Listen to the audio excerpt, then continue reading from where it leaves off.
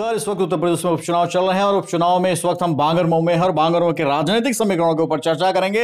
हमारे साथ अविरल अग्निहोत्री जी भी हैं जो वरिष्ठ पत्रकार हैं, यहाँ के क्षेत्रीय पत्रकार। तमाम बिंदुओं पे कि समाजवादी पार्टी की क्या स्थिति है, बहुजन समाजवादी पार्टी कहां पर है इस वक्त, और भारतीय जनता पार्टी जो सत्तारूढ़ दल है एंटी इनकम्बेंसी के बावजूद भी अपनी कितनी पकड़ जनता के बीच बनाए हुए। इसके अलावा और भी जो तमाम पार्टियां हैं यहाँ पर मौजूद हैं, अपने अपने प्रत्याशियों को मैदान में उतारकर पूरे दल बल के साथ दमखम के साथ लगी हुई, इन सारे बिंदुओं पर पूरी चर्चा करेंगे। अविरल, क्या लगता है, हम सबसे पहले बात करना चाहेंगे कि जो सत्तारूढ़ पार्टी है भारतीय जनता पार्टी, तो भारतीय जनता पार्टी ने जिस तरह से करीब 50 आधा सैकड़ा जो कैंडिडेट्स जो प्रत्याशिता की दौड़ में थे उनको दरकिनार करके एक सामान्य कार्यकर्ता जो बूथ अध्यक्ष से लेकर जिला अध्यक्ष तक गए और अब विधायक प्रत्याशी भी बांगरमऊ से बन गए हैं। क्या लगता है भारतीय जनता पार्टी के समीकरण क्या कहते हैं, क्या कैसी स्थिति रहेगी, जनता कितना विश्वास जताएगी, एंटी इनकम्बेंसी में बह जाएंगे या जीतेंगे? क्या लगता है, आप स्थानीय पत्रकार होने के नाते क्या कहेंगे? बहुत बहुत धन्यवाद, आपका मंच मुझे मिला और मैं जनता को भी बहुत बहुत धन्यवाद देना चाहता हूँ। और जिस तरीके से भारतीय जनता पार्टी ने बहुत सारे लोगों को यहाँ पर से चुनाव प्रचार के लिए भेजा है या स्वयं ही लोग अपना पहुँच जाते हैं, तो लेकिन अब टिकट किसको मिलेगा ये तो किस्मत की बात है। और जैसा कि सभी लोग जानते हैं भारतीय जनता पार्टी एक लोकतांत्रिक पार्टी है, वहाँ पर टिकट होना किसी को भी संभव है। और जिस तरीके से राजनीतिक समीकरण हम देखें श्रीकांत कटियार जी का, तो एक बूथ अध्यक्ष से स्टार्ट किया उन्होंने, कार्यकर्ता दरी बिछाने का, चटाई बिछाने का काम शुरू किया था, लेकिन उनको खुद ही समझ में नहीं आ रहा होगा कि आखिर मुझे किस तरीके से ये प्रत्याशी घोषित करना है। बड़े अप्रत्याशित रूप से जो श्रीकांत जी को टिकट दिया गया। हाँ बिल्कुल, तो उनको जो है ये एक बड़ी सौभाग्य की बात है उनके लिए भी, और शायद ये जो है भारतीय जनता पार्टी का एक उदारवाद इसे कह सकते हैं कि उनको ये टिकट मिला है। और इसके लिए अब बूथ अध्यक्ष से लेकर जिला अध्यक्ष तक का सफर उन्होंने तय किया और उसके बाद एक प्रत्याशी घोषित करना भी बड़ी बात है।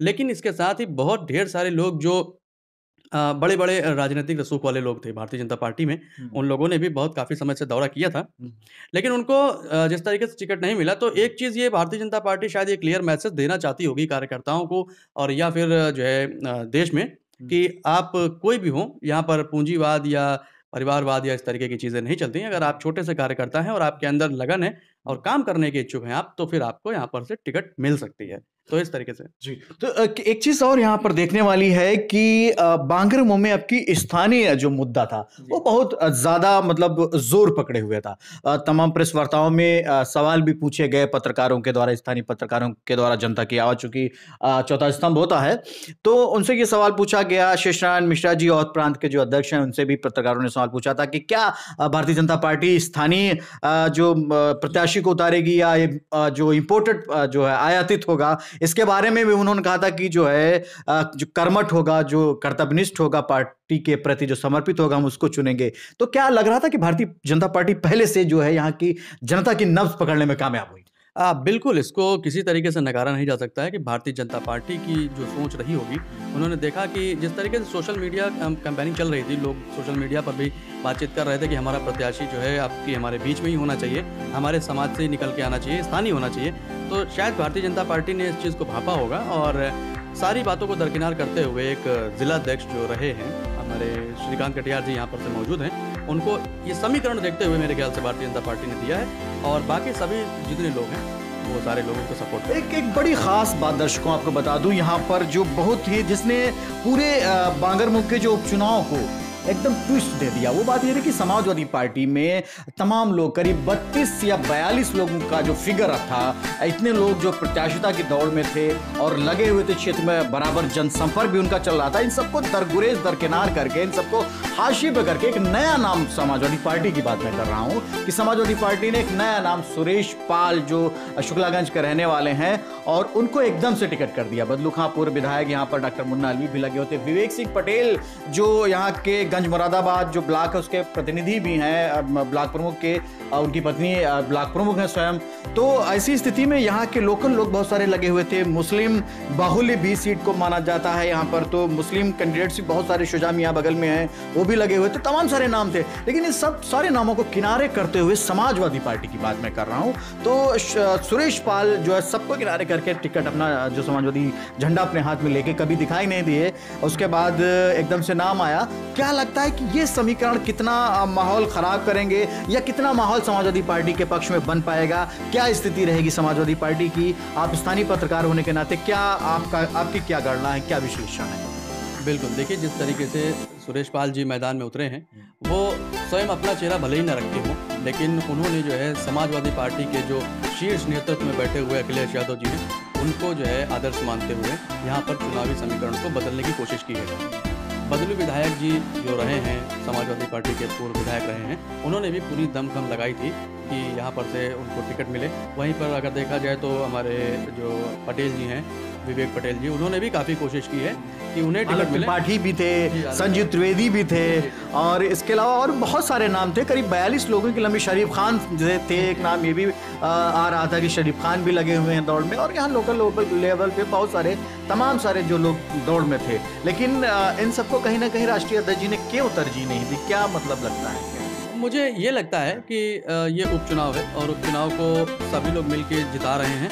तो जो नया प्रत्याशी यहाँ पर आया है, तो पाल समाज से उन्होंने उतारा है इसको, तो ये चाहते होंगे, जहाँ तक मुझे लगता है, कि विधायक बदलू खान जी जिस तरीके से रहे थे विधायक, और उसके बाद में पटेल जी, तो उन्होंने सोचा कि बाहरी उनका ऐसा हो सकता है ओपिनियन हो, या अपने उनकी थिंकिंग हो सकती है अखिलेश यादव जी की, कि बाहरी अगर प्रत्याशी उतारेंगे तो यहाँ सारे जितने भी लोग हैं उनमें विरोधाभास नहीं होगा, का जो मतभेद है प्रत्याशिता की दौड़ को लेकर वो खत्म होगा। बिल्कुल, कि अगर मान लीजिए कि यहाँ पर से 4-5 लोग जो है, जिस तरीके से काफ़ी सारे लोग जो है टिकट की दौड़ में दौड़ रहे थे, तो अगर यहाँ पर किसी एक खास को देते तो हो सकता था दूसरा नाराज़ हो जाता, क्योंकि सभी लोग बराबर की हिस्सेदारी रख रहे हैं, प्रचार कर रहे थे लगातार, और एक उम्मीदें होती हैं। तो अगर इन सभी लोगों को वोट टिकट ना देकर उन्होंने जो है किसी बाहरी इंसान को टिकट दिया, तो उनकी समझ में ये रहा होगा कि अगर हम बाहरी यहाँ पर प्रत्याशी उतारेंगे तो ये सारे लोगों में नाराज़गी तो खत्म हो ही जाएगी, क्योंकि उनके बीच का कोई एक नहीं उतारा गया है, बाहर से उतारा, तो आप सब लोग मिलकर उसको जिताइए। और कहने का मतलब ये कि जो स्थानीय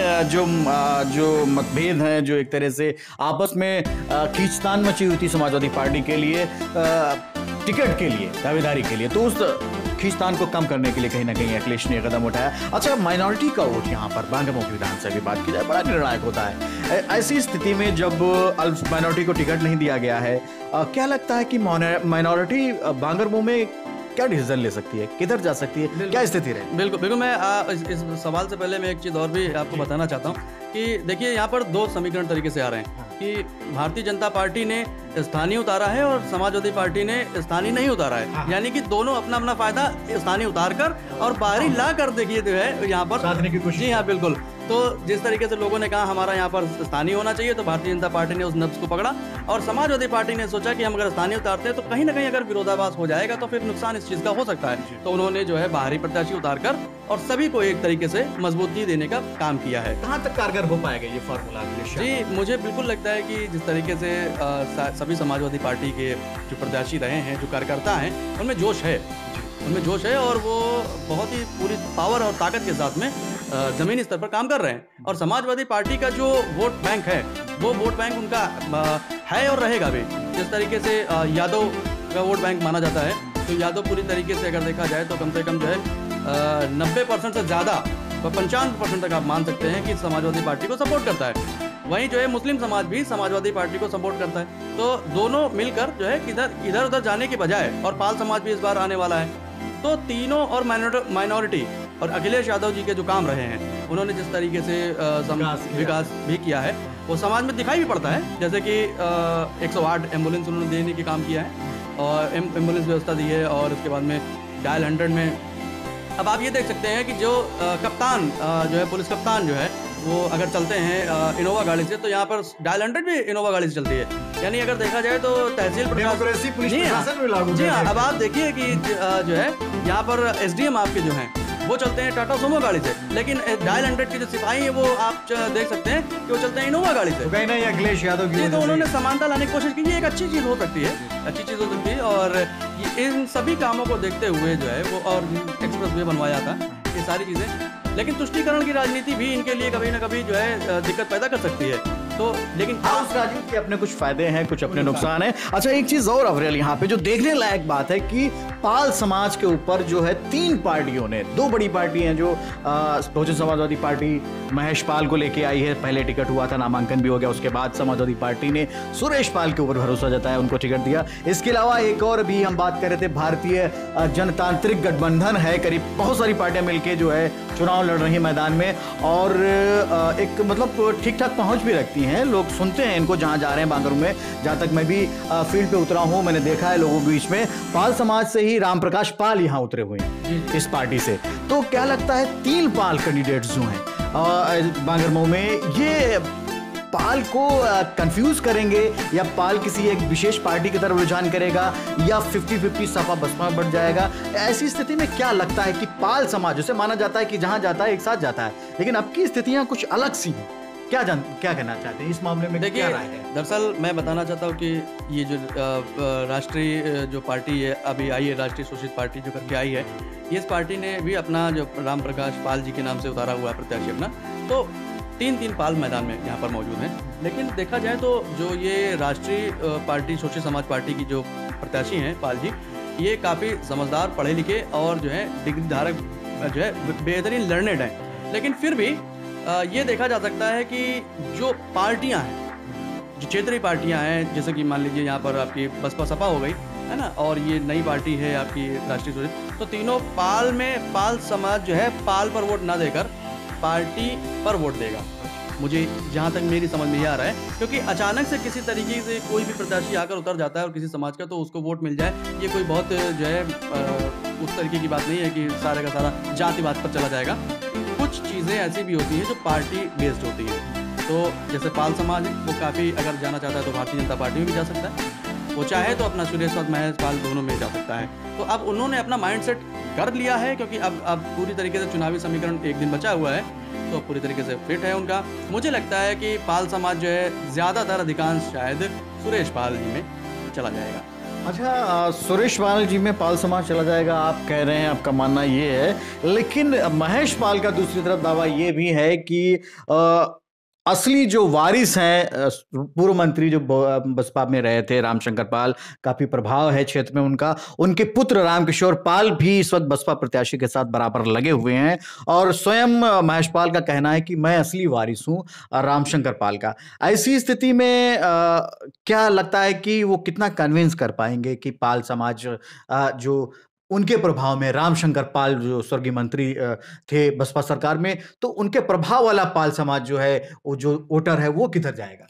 देखिए, ऐसा होता है कि जो भी पाल समाज का वोटर की बात की जाए, तो इनमें जो है जो कोर वोटर होता है, वो ऊपर पार्टियों की भी दशा और दिशा देखता है। तो अभी क्या है कि ऊपर से अगर देखा जाए तो राष्ट्रीय जो इनकी जो मायावती जी हैं यहाँ पर, उन्होंने समाजवादी पार्टी को हराने के लिए किसी भी पार्टी का समर्थन करने के लिए बात कही है, चाहे वो भारतीय जनता पार्टी ही क्यों ना हो। लेकिन इस पर भी भारतीय जनता पार्टी ने अपना स्टैंड क्लियर किया है कि उसको जो है किसी तरीके की कोई गठबंधन की जरूरत नहीं है, और उसका जो वोट है वो जनता उसको वोट दे रही है भारतीय जनता पार्टी को, और पूरी तरीके से उनके मुख्यमंत्री जो हैं वो सशक्त हैं, तो उनको किसी गठबंधन की जरूरत नहीं है। तो ये भी हो सकता है कि पाल समाज जो है इन सब ऊपर के समीकरणों से भी विभाजित हो सकता है कि ऊपर कहाँ जा रहा है, क्या हो रहा है। तो हो सकता है कि पाल समाज सुरेश पाल में जाके महेश पाल में आ जाए, लेकिन हो सकता है कि महेश पाल से नाराज होकर सुरेश पाल में जा सकता है। वैसे पाल समाज मूलतः भारतीय जनता पार्टी का जो परंपरागत वोटर माना जाता है, तमाम जो बैकवर्ड विरोधियों के साथ साथ। अच्छा, एक चीज यहाँ पर और निर्णायक है मानी जा रही है अब्रल, हम बात करें ब्राह्मण समाज की, जो एक तरह से लीडिंग कम्युनिटी में आता है, लीडिंग कास्ट है ये, और कई सारे पिछले प्रकरण ऐसे हुए हैं, जैसे विकास दुबे वाला प्रकरण ही माना जाए, और तमाम तरह के जो आंकड़े आ रहे हैं एनकाउंटर्स के जैसी बात चल रही है लोगों में, तो कहीं ना कहीं प्रदेश का जो ब्राह्मण समाज है वो वर्तमान जो सत्तारूढ़ पार्टी से थोड़ा सा हल्का सा कुछ आक्रोशित है, ऐसी खबरें मीडिया में भी आई हैं और ऐसा माना भी जा रहा। तो ऐसी स्थिति में उपचुनाव में क्या, किस भूमिका में रहेगा ये ब्राह्मण समाज? क्या जो है सत्ता के साथ जाना चाहेगा कि अब की आक्रोश अपना दिखाना चाहेगा, या जो है क्या लगता है आपको?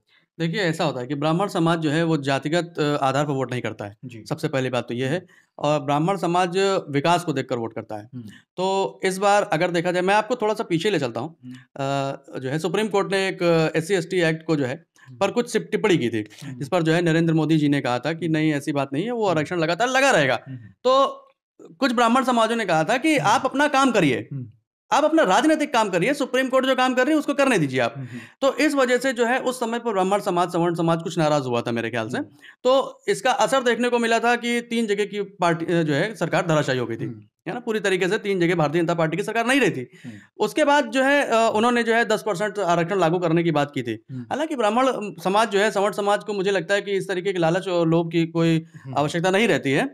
वो जो है अखंड भारत में विश्वास करता है कि सभी जो है एक साथ मिलकर रहें।